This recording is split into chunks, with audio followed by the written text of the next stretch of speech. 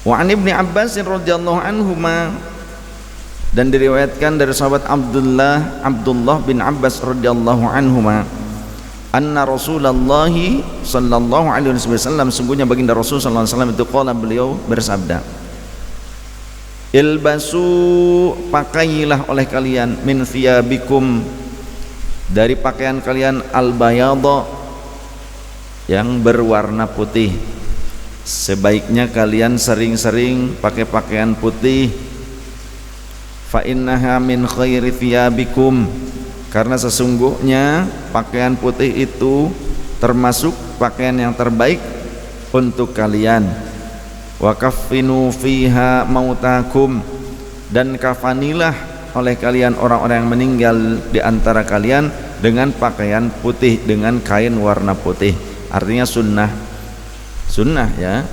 Kita dalam kehidupan nyata, kalaupun pakaian tidak putih, tetap yang penting masuk kategori pakaian takwa, bagus. Tapi kalau pakai pakaian yang putih, lebih bagus lagi. Dan gunakan pakaian putih itu atau kain putih untuk mengkafani orang-orang mukmin yang wafat. Bagaimana kalau tidak ada kain putih, adanya kain belang-belang? Gak ada kain putih, pakainya kain belang-belang, boleh, gak apa-apa. Pakai kain batik ketika tidak ditemukan kain putih. Jadi mengkafani mayat dengan kain putih itu hukumnya sunnah. Namun jika ada kain putih tapi malah pakai kain belang-belang, itu khilaful aula, meninggalkan keutamaan. Jadi afdalnya pakai kain putih kalau orang yang meninggal, kafannya ya. Rawahu Abu Daud wa Tirmidzi wa qala haditsun hasanun sahihun. Wa an Samurah radhiyallahu anhu, wa an Samurah radhiyallahu anhu qala, dan dari Samurah radhiyallahu anhu qala, beliau berkata, qala, telah bersabda siapa Rasulullah sallallahu alaihi wasallam, ilbasu al-bayadha, pakailah oleh kalian al-bayadha, atas pakaian putih. Pakailah oleh kalian pakaian putih. Fa inna, karena sesungguhnya pakaian putih itu atharu, lebih bersih, wa atyabulan, lebih baik. Wa kaffinu fiha, dan kafanilah oleh kalian dengan pakaian putih itu, mautakum, atas orang-orang yang meninggal di antara kalian. Rawahun Nasa'i wal Hakim wa qala haditsun sahihun. Wa 'anil Barra'i ibn Azib, wa 'anil Barra' bin Azib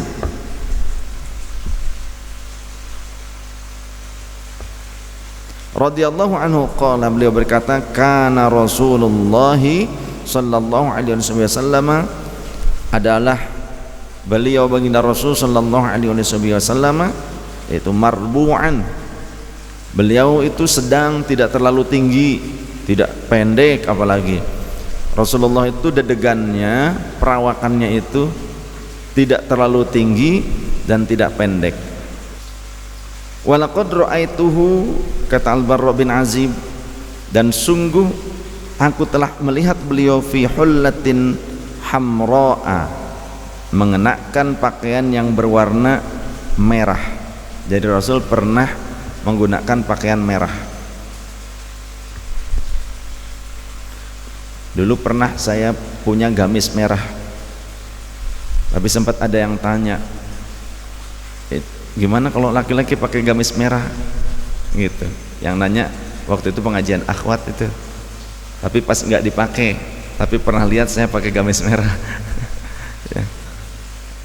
Bagaimana kalau hukumnya laki-laki menggunakan pakaian merah, kata gitu. Ya nggak apa-apa lah, Rasulullah juga pernah punya pakaian merah gitu. Jadi apa yang saya pakai banyak meniru juga kepada Rasul sallallahu alaihi wasallam. Ma ra'aitu syai'an qattun ahsana minhu, kata beliau sahabat Barra bin Azib, belum pernah aku melihat pakaian sebaik yang dikenakan beliau saat itu.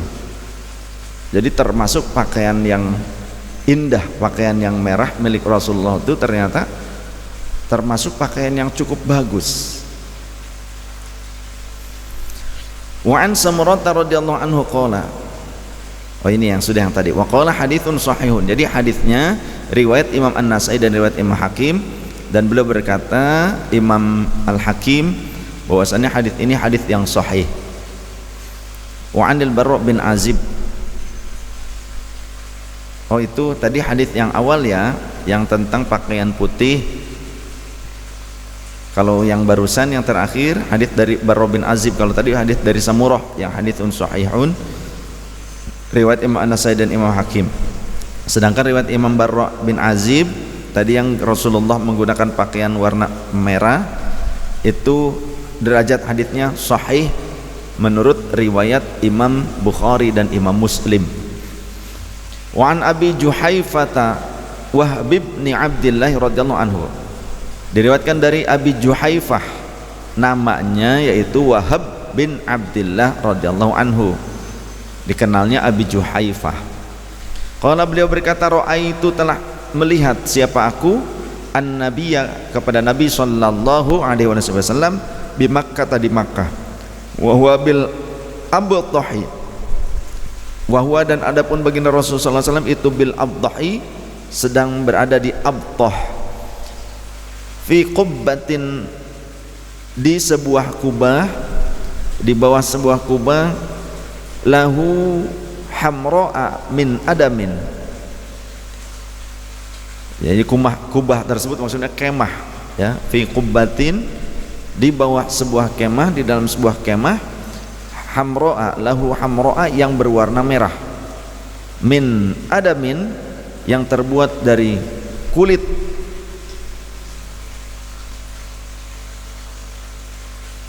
yang telah disamak. Fa kharaja Bilalun biwudu'ihi, maka kemudian Bilal keluar dari tendanya, biwudu'ihi, dengan membawa air untuk wudu. Famin nadihin wa min nailin, sehingga para sahabat memperebutkan air, maksudnya air bekas wudu ya, yang dimaksud itu. Jadi air bekas wudu Rasulullah SAW oleh sahabat Bilal dibawa keluar dari tenda Rasulullah. Itu air bekas wudu Rasulullah SAW. Apa yang dilakukan orang-orang pada saat itu, melihat bahwa itu adalah air bekas wudu Rasulullah yang dipegang oleh sahabat Bilal, berebut para sahabat. Bukan syirik. Jadi kalau ada santri berebut sisa minuman guru, minuman ulama, minuman orang soleh, itu bukan syirik.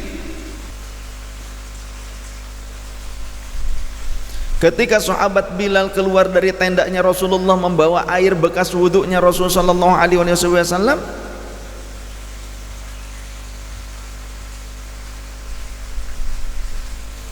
maka para sahabat kemudian mereka berebut untuk mengambil, meraih wadah tersebut. Fa kharaja Nabi sallallahu alaihi wasallam, maka baginda Rasul kemudian keluar dari tendanya ya, melihat keributan para sahabat yang berebut air wudu tersebut, air bekas wudunya Rasulullah. Wa alaihi hullatun hamra'u, dan baginda Rasul sallallahu alaihi wasallam menggunakan pakaian yang berwarna merah saat itu. Ka'anni anzuru ila bayadi saqaihi, yang seolah-olah aku dapat melihat putihnya betis beliau ya. Fatawaddo'a, maka kemudian Rasulullah berwudu. Wa adzana Bilalun, jadi berwudunya Rasul tidak di dalam tenda, berarti kalau begitu berwudunya Rasulullah di luar. Jadi sahabat Bilal bawa air untuk wudu keluar dari tenda, dan Rasul wudunya di luar. Para sahabat kemudian berebut air tersebut.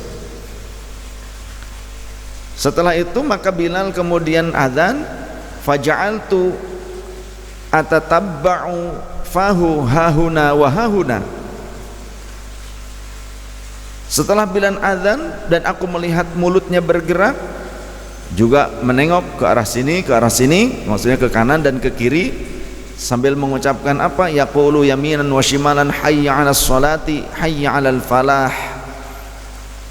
Ketika hayya 'alas salah, menengok sambil nengok ke arah kanan, hayya 'alas shalah, begitu ya, saya menengok perlahan, hayya 'alas shalah, begitu, artinya mengabarkan panggilan itu supaya terdengar oleh kanan kiri. Pada saat hayya 'alal falah sambil menengok perlahan-lahan ke arah kiri, hayya 'alal falah,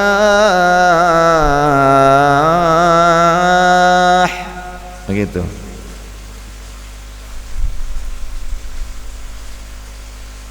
Fataqaddama fasalla yamurru baina yadayhil kalbu wal himaru la yumna'u. Kemudian ada sebatang kayu ditancapkan dan beliau maju ya. Thumma rukizat lahu anazatun, setelah mengucapkan hayya shalah hayya falah, thumma rukizat lahu anazatun, kemudian ditancapkan sebatang kayu sebagai sutroh. Sutroh itu sunnah, bukan wajib. Sutroh itu penghalang, pembatas, boleh rekal ya, rekal di depan, kursi kah, sebatang kayu apapun di depan sebagai tanda ini batas orang sholat, batas sujudnya di hadapan imam.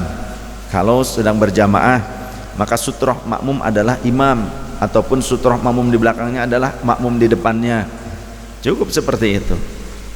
Kalau dulu kadang menggunakan pelana kuda disimpan di depan, boleh. Ataupun kata Rasulullah di dalam riwayat yang lain, jika kalian hendak sholat maka buatlah faj'alil khat, buatlah garis pembatas, kata Rasulullah. Maka kalau sekarang di masjid menggunakan garis pembatas, garis soft, itu masuk kategorinya sutroh, itu juga sudah mencukupi. Atau kita menggunakan sajadah, menggunakan ampar, tilam khusus untuk sholat yang menunjukkan itu batas kita sholat, kita akan sujud di situ, itu juga termasuk sutroh.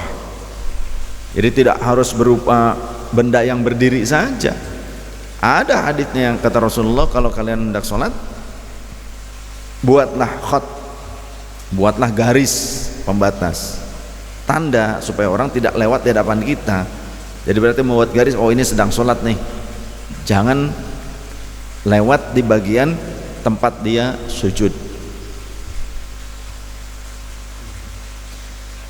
Ketika sudah ditancapkan kayu di depan beliau,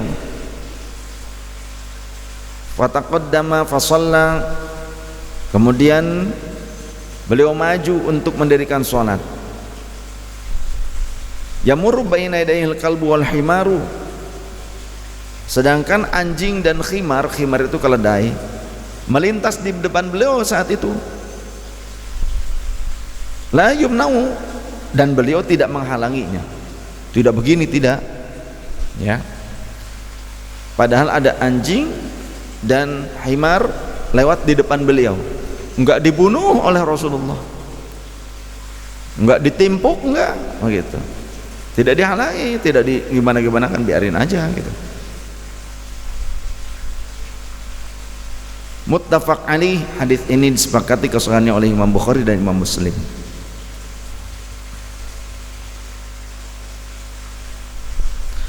Jadi faidah hadis ini menurut para ulama ahli hadis di dalam syarah Riyadhus Shalihin, jadi diperbolehkan mengambil berkah dari sisa orang-orang soleh, entah itu air, entah itu pakaian ya, entah itu sendal kek, entah itu cincin kek, entah itu peci kek, jubah kek, sajadah kek, burdah, sorban, rida, selendang, pokoknya bekas orang-orang soleh, kemudian kita simpan, kita pakai, ngalap berkah dari berkahnya Allah yang diberikan kepada orang-orang soleh tersebut, itu boleh. Termasuk sisa minum mereka, dan juga sunnah jika kita sholat di tanah lapang yang tidak ada benda di depannya. Sunnah menancapkan tongkat ataupun membuat sutrah pembatas. Sunnah hukumnya bukan wajib. Dan juga bolehnya orang-orang melewati bagian di luar batas tersebut. Artinya kalau kita membuat sutrah di depannya menggunakan rekal, ya, di depan area sujud kita. Jadi pada saat sujud, sutrah itu ada di depan kita. Andaikan ada orang lain lewat di depannya, itu tidak dosa, tidak mengapa, karena sudah ada sutrah atau minimal sajadah gitu. Karena kalau di Arab, di Masjid Nabawi, di Masjidil Haram, kita lagi sholat aja dilangkahi. Jangankan kita berdiri, kita lagi sujud aja dilangkahi kepala kita. Tuh sopan. Makanya orang Indonesia tuh Masya Allah kesopanannya orang Indonesia luar biasa, diakui oleh dunia kesopanannya orang Indonesia. Cek Sunda mah dareh deh, orang Indonesia mah dareh deh itu someah itu naon ya, ramah gitu, ramah pokoknya. Nah, ramah orang Indonesia mah